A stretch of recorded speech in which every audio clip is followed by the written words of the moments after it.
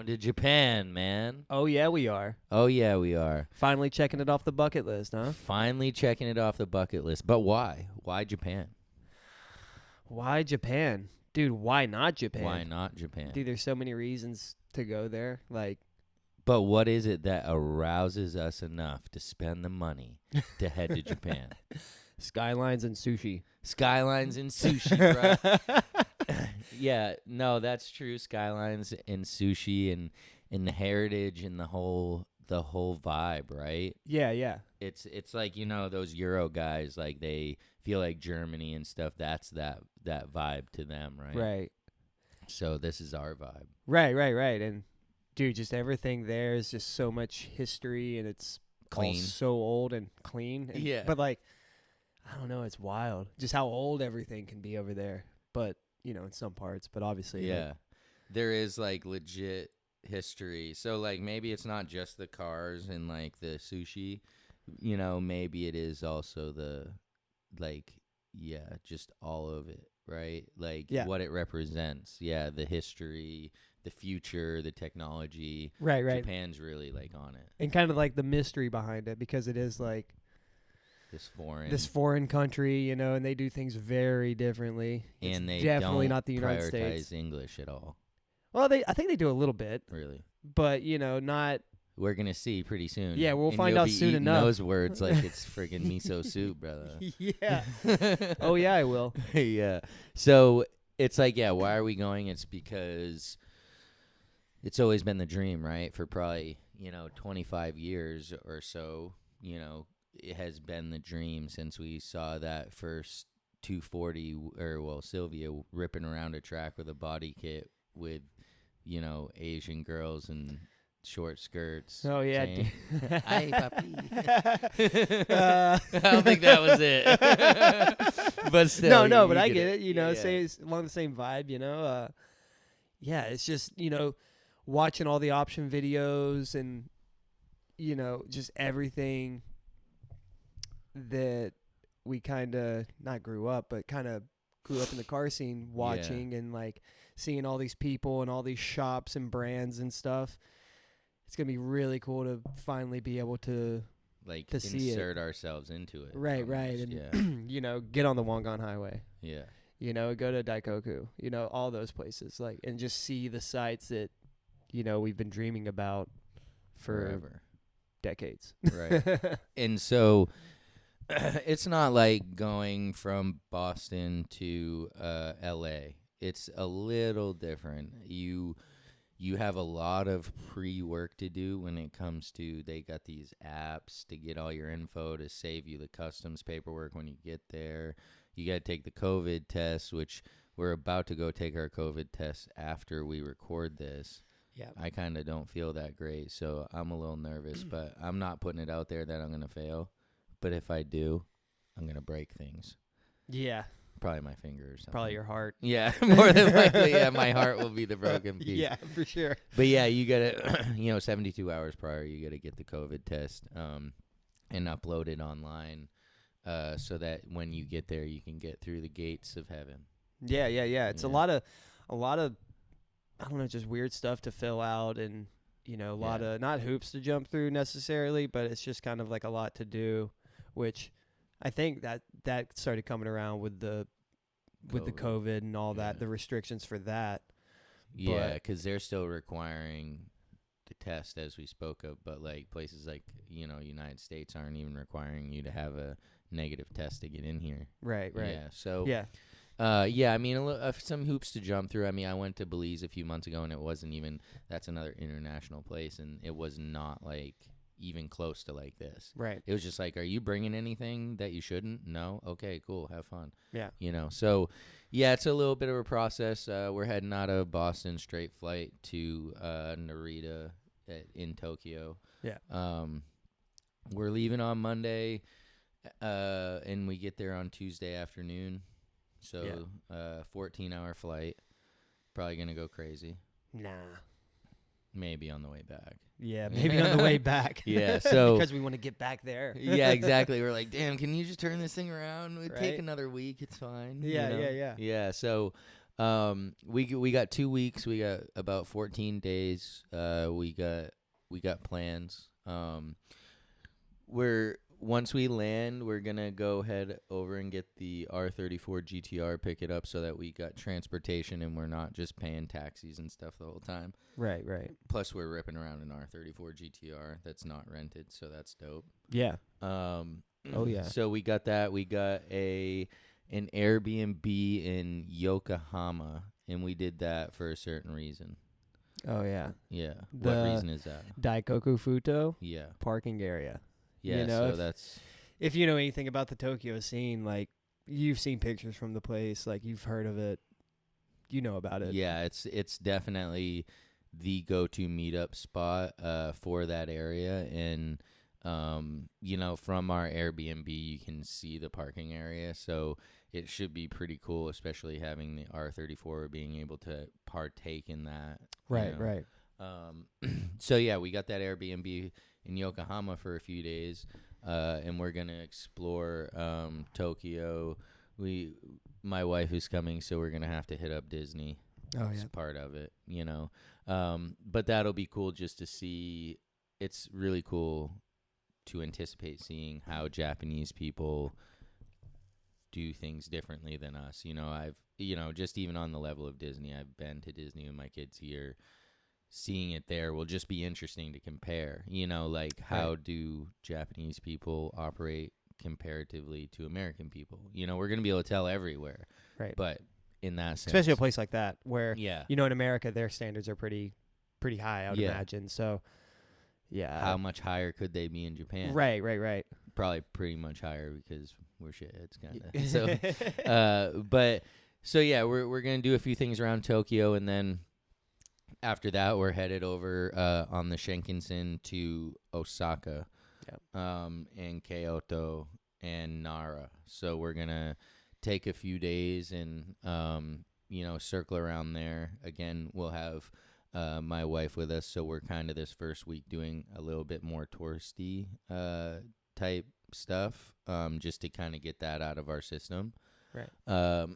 Just getting the feel of the place too. Yeah, and just understanding how they operate and Right. how public transportation operates, and all that type of stuff is really important, because especially us being where we're from, there's not a lot of public transportation. Right. There's not a lot of congestion, stuff like that. Not a lot of people. Right. And so we're going to have to adapt to that, and this first week will help us do that for sure. And also just understanding the roads, right? Yeah.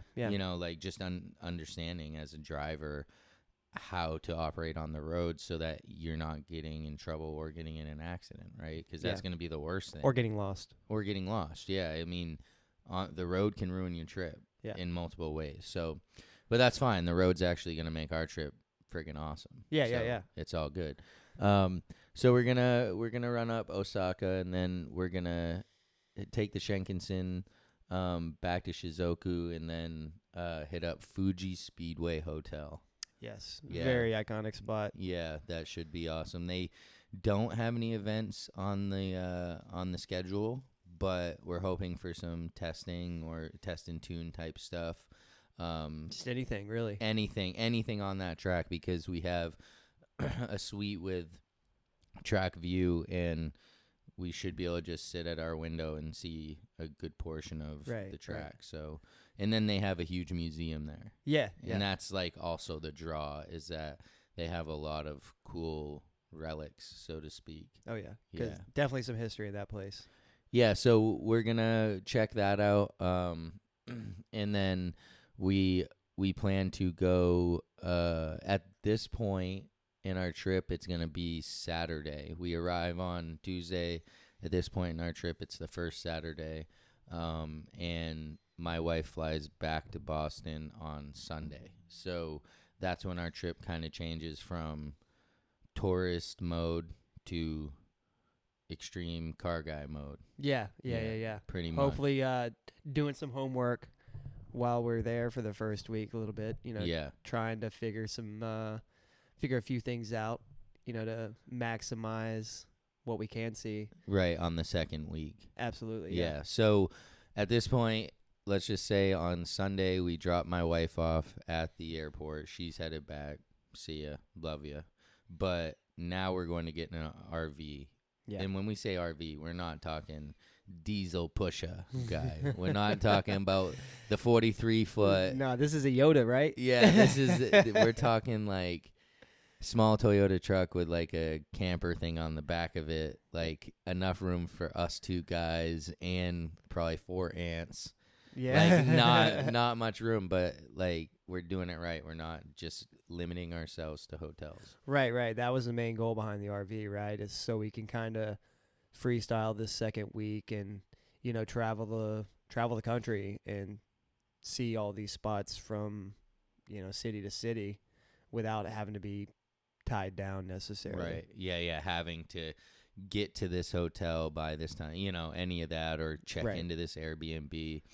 Will it be the most comfortable? I don't know, but it don't matter. We're not 50 or 60. We're like, well, I'm almost 50 or 60. But, you know, so it's like, it won't be bad. It's one of those, like we said, bucket list items that you deal with it, right? Like, oh, that's a little cramped, but screw it. I'm in Japan, man. Right. Yeah. And, you know, we'll make the most of it. So that week 2, we have it somewhat planned out, you know, like our areas.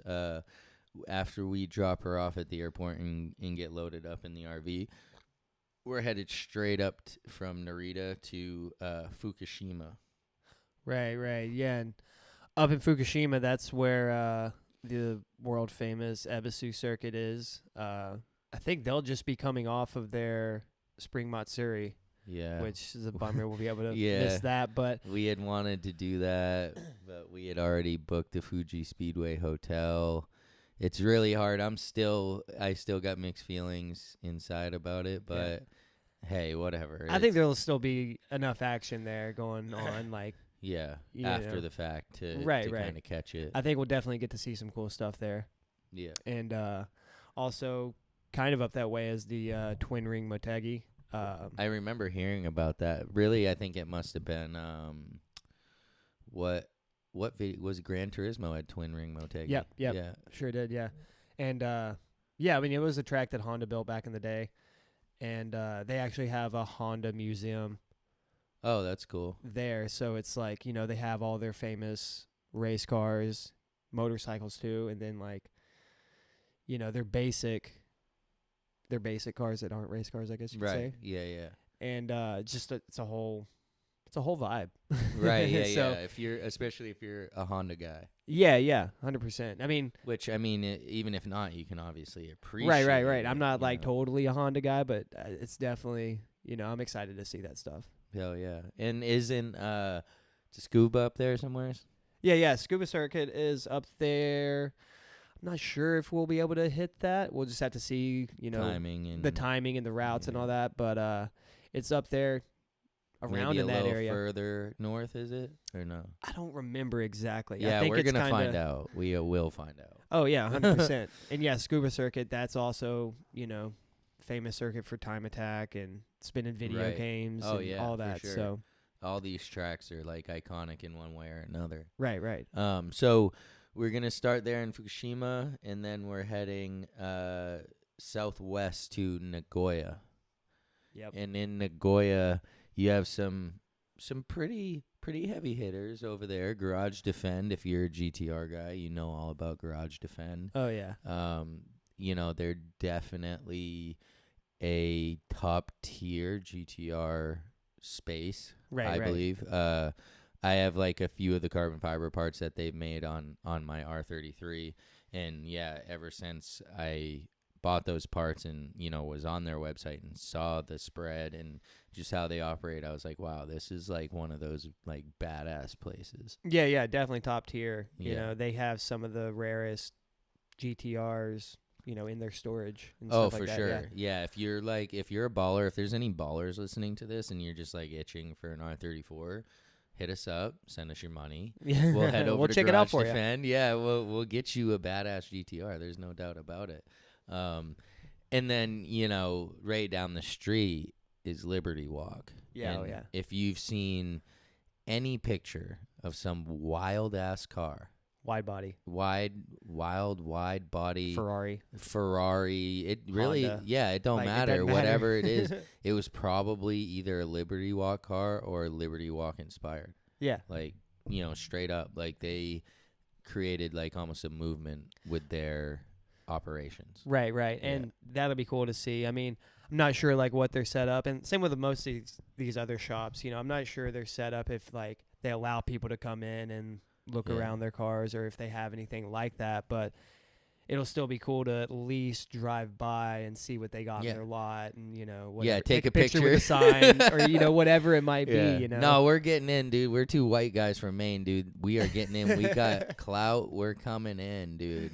Right. No, but yeah, I mean, some of these places, it may not be as, gratifying as, like, we're anticipating, but the fact that we're going to be in the presence is the present. Right. Yeah, for sure. Just be able to see the places we've been looking at online for years. We're seeing promos of or whatever. Yeah, I mean, so I know on our list for Nagoya is also a place called Kid's Heart. Never heard of it. Yeah, so if you kept up with drifting in the late 90s, 2000s, even to this day, I mean, they had a very big presence in Japanese drifting. It's just one of those shops that you see a lot of. And so they got a lot of old tires out front. Probably. Not sure, really. Yeah. I mean, we're going to find out. We will find out. Kid's Heart. But it's one of those places that has been around for a long time. And, they probably not, the very top tier of the scene, but they're definitely up there as far as, like, part of the culture. Right, and that's what it's about, right? It's and we're not going to list off all the places that we're going, Right. we're just listing off some of the top ones that we consider cool. I mean, there's other spots that we're headed to, but right, this is all about the culture. Like, both of us have been into the Japanese car culture for a long time, and so collecting all these like mental lists of shops and drivers and parts warehouses and these different things that we've, like, made these mental notes of, not even realizing it, all came down to this trip, right? Like, we didn't even realize that we've been mentally preparing for this trip for 20 years. Right. Whenever I started, like, kind of making the list of these tuning shops and whatnot, I started going through the list. I'm like, oh wow, that's that place that sponsored this driver way back when, or it's had like, this wild livery. Right. Like, when you just said connecting the RSR, it immediately brought me back to Option Video and the RSR team. And right. The white and the red. Yeah, it was sick. Yeah, so right, it's like we've been preparing for this, like, sub-mentally forever. Not even realizing it was coming. Right. So cool. So after Nagoya, we're headed even further south, back to Osaka. The first week, like we said, we're doing some tourist stuff in Osaka, but the second week when we hit Osaka, it's straight up car stuff. Right. What are a few of the spots that we're heading to in Osaka? So there's a few. Osaka's pretty close to Kyoto. Yeah. Which is, if you know what Kyoto is, that Rocket Bunny is from there. Right. The 4-6 Another Kyoto. Another one of those, kind of like Liberty Walk, just maybe not as, like, in your face. Right. It's one of those. Like, they do body stuff, a lot of body stuff. Right. A lot of body kits. Yeah. Wide bodies, stuff like that. Endless Performance is also in Osaka. That's sweet. I bet they have some dope cars. Oh, yeah. At least some cars with some good brakes. Right, I would hope so. Yeah. RSR, like you just mentioned, they're actually from Osaka. Do you know what that stands for? I don't. Me neither. I hope we find out. It's probably something simple. Probably something you're like, oh, okay. Rally Sport Racing. Yeah. Yeah, probably. RSR Endless Rocket Bunny. Yeah, and Jay's Racing is also there. So that Jay's would be Racing. That's probably, up top of one of my. I'm not even a Honda guy, and they're like one of my favorite tuners. Just from the way they build their cars, you know, the way they're classy, kind of like right. It is very interesting how these different tuning shops and brands have their own identity. Yeah. Like even though there's so many, they were each able to create their own identity in like things that they're known for. Right. Which is wild, you know, and like they didn't all just copy each other. Like a lot of places in America, Right. they'll copy each other and bite off somebody's style. Right. But like each of these places that we're naming off have all created their own style, and places here are biting off of their style. Right. you know? So that is cool. Yeah, and all these shops are kind of like unique. They have unique parts to themselves. Like, you know, I don't really see them copying off each other. Right. For the most part. I mean, maybe a little bit here and there, but I think it's like considered disrespect too, right? Like, probably. you know, like in that sense, like, okay, well, we've put our time and effort into this R&D and you're just literally, you know, ripping off. Yeah. Right. So at this point, we've gone through Monday, Tuesday, Wednesday, Thursday. We're going to, at the end of the day, Thursday, in Osaka, we have a long drive back to Tokyo, about 6 hours. So we're going to start making some of that trip in our little camper. And at this point, I've parked the R34 somewhere in the Tokyo area in order to reserve miles and not drive separately to a lot of these places at the beginning of the week. Right. So now at this point, we leave Osaka, we head back towards Tokyo, we pick up the car, we park the camper, and now we're doing Tokyo metropolitan area, like shops and whatnot, Right. which we haven't hit yet. So now we're taking the GTR, and we're going to places like the infamous Type 1. What's Right. Type 1? Type 1. That's Spoon. That's Spoon, baby. Spoon. Yeah, that's Spoon like, engines. Yes, exactly. He's running Spoon engines. Yes, and then they have SR20s and Integras, And they're pulling crazy. premiums. Yes. Week before Race Wars? Are you kidding me? Oh my gosh! So yeah, we're headed to the infamous Spoon Garage, Type 1 maintenance, and that's like pretty exciting for me because, and as I'm sure it is you too, because not anyone, but a lot of guys who are into cars, you can respect these different garages regardless of if they're working on stuff that you super love, right? Which, I mean, I love S2000s and NSXs and Civic Type Rs, like that shit's awesome, you know, but to see like Spoon just takes it to a different level. Yeah. You know, and then that garage is friggin' awesome. I actually just saw a video of this guy named Albo. He took his S2000 to get service there. Yeah. So awesome. Like him just showing the video of them lifting the car up that lift. Oh, that yeah, because it's a platform. 2-story. Yeah. Like their shop's on top of their Yes. showroom or something. It's something weird like that. Yeah, it It's is. wild. Like they have a shop on top of the showroom. So you pull into like the showroom onto a plate. The plate lifts you up to the shop, and then they pull it into the lift.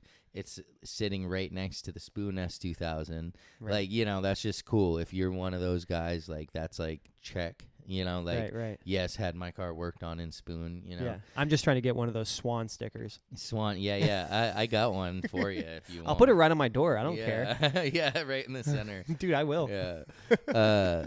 And so after Type 1, we're going to get on to our, our Nissan game, and we're headed to Nissan Heritage, which that's like, what? That's like Nissan spot, right? Yeah. The Heritage, it's like the Nissan Heritage at Zama is like a museum type thing. Yeah. You know, they might not have many of the race cars and stuff like that. I think that's mostly at the Amari factory, which we'll also be hitting. But yeah, I think it just shows more of their classic cars and things along that lines. Not really sure though. You know, we've never been there. Never been. Seen some videos. Tried not to watch a lot of videos. Right. Because I don't want to already experience something that I'm trying to experience on that level, right? For sure. So, it's like Nissan Heritage and then another Nissan spot, Omari factory, which you just mentioned. But what's the difference? The Amari factory is Nismo. So it has all their race stuff pretty much. You know, that's where they do all the GTR tuning on the 34s and 33s and 32s. It's where they house a bunch of their, old race cars pretty much. It's kind of a museum in that sense. Heritage is more Nissan period, like right. Nissan the brand, and then Omari is like race. Nismo, that's the Nismo Motorsports. That makes version sense. of it. So yeah, we're gonna check out these Nissan spots, of course, super important to us being, Nissan guys. Right. But we're not leaving anything out because we love Japanese cars. That's what it's about. Yes, we happen to prefer maybe Nissans. That's cool. Right. But after Omari Factory, we're headed over to Toyota Mega Web City. Whatever that even. The Mega Web City Showcase. Oh, the Mega Web City Showcase. Yeah. So I'd assume that's like a Nissan Heritage and Omari Factory combined. So I don't know. I never even heard of it. From what I've seen and what I've read online about the Mega Web City Showcase is that they don't. It's not just Toyotas. It's pretty much everything. Everything to do with cars. In that sense. Damn, I think maybe cool. even motorcycles too. But I mean, it's all makes. They'll have Nissans in there. They'll have Subarus. They'll have. That's pretty cool. At least I'm not sure about American stuff, but is it actually a Toyota thing? Yeah, I'm almost positive it is. But yeah, it's like in the middle of the city, and from what I saw, it looked like it was in the middle of like a mall type area. Oh wow, so that's cool. Yeah, I mean it'll definitely be a cool little vibe walking through there and just seeing the array of cars they have and just this stuff that they want to display and yeah, I'm sure we'll be into it. Yeah, I'm sure it'll be cool. Yeah, I mean. And it's all knowledge, right? Like, it's all, like, knowledge that you're gaining regardless of if you're into this certain car. It's like, well, now you know this about that car, and it just adds to your knowledge, which I think is huge. Right, yeah, and I definitely like to nerd out and read the displays and learn about the little facts about all the stuff. Yeah. That might not know otherwise. Right, exactly. So. And, again, it's all just, like, knowledge and in furthering your understanding of the Japanese car culture, right? Yeah. So, at this point, we have a few other things, that we just plan to hit, Big Bang, the drift carts. If you haven't seen these, just Google it. It's so cool. Yeah. Like, you just see them, like, track. Sliding around sideways, like, not even at extreme speeds. Yeah, no, either. It's super low speed. Yeah. Like, but you get to understand, like, angles and, like, reaction and all that type of thing, which, if you can't afford to just go grab a drift cart and slam it into some walls, this is probably the next best thing. Right, yeah. So we're going to hit Big Bang. We're obviously going to hit some dope food spots. Yeah. We don't even know. We don't have a huge list. Brian from Top Rank gave us a list of, some different places to hit, but we're still even going to expand on that, of course. Where we plan to be at Daikaku Futo Plenty, the parking area where everybody meets up. We absolutely might even sleep there. Yeah, might even sleep there. Literally, we can. Yeah. And that's what's cool about the second week where we have the RV. We're free. We're not tied down, and that's like the biggest thing when you're first exploring this country and all of a sudden something comes up. Yeah. Hey, you guys should go here. Oh shit, well we got a hotel here tonight. We can't really. Instead it's like, shit, we'll head there now. Right. Yeah, we'll meet you there, And so that freedom is really what we were going after when we were planning this trip. But that doesn't mean that we've considered everything. If anybody listening has some suggestions for us, like let us know if you've been there and there was some stuff that you experienced that you're like, whoa, I'll never do that again. Let us know because we don't want to make mistakes. That's like, we don't mind, but we would rather have the knowledge prior so that we can save that time and heartache. Or if you're listening and you've been and there's some really cool spots that we cannot miss, like, yo, let us know. Hit us up in the DM, make a comment on the podcast, whatever. Just help us learn before we make the mistake. Right. Yeah. We're going to get the comment, hey, you should go to Up Garage. Yeah. So like we left out a lot of things here that we're obviously gonna do. Up garage, auto box, all like that.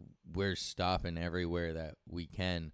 These are kind of just the major places that we felt like we should kind of put out there.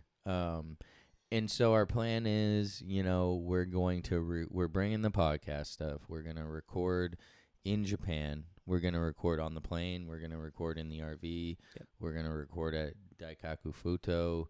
We might record at Omari Factory. Yeah. We're going to keep it real and continue to kind of record our experience throughout. Yeah. As we go, so we can remember it, right? Right. Yeah. And it's documented and not kind of going off memory a week or 2 weeks later. Because we're going to be so overloaded with everything. Yeah, pretty much. Yeah, it'll definitely be something to remember because you're going to Japan for 14 days. You're cramming your dreams into these 14 days and you're trying to create relationships. That's another reason for us to go, is to create relationships so that we can have more opportunities within this industry. Whether it's you never know importing, whether it's other car things, what if it's nothing car related at all? Right. I don't know, but we're looking for opportunities at the very least to make some friends. That's like the least expectation is like, okay, we want to walk away from this with a few acquaintances in Japan. So the next time we go, we're hitting up our acquaintances and we're making more memories, and then we're meeting more acquaintances, and it's that's the web that we're trying to spin.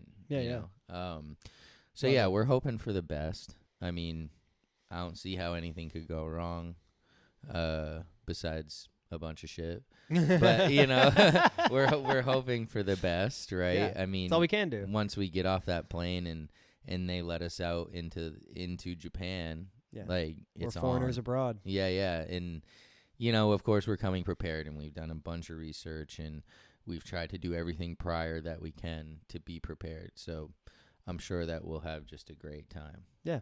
And as I said, if you have any input, if you have any suggestions, if you just want to tell us good luck, like throw down in the DMs. It's at RHDGUYS on Instagram.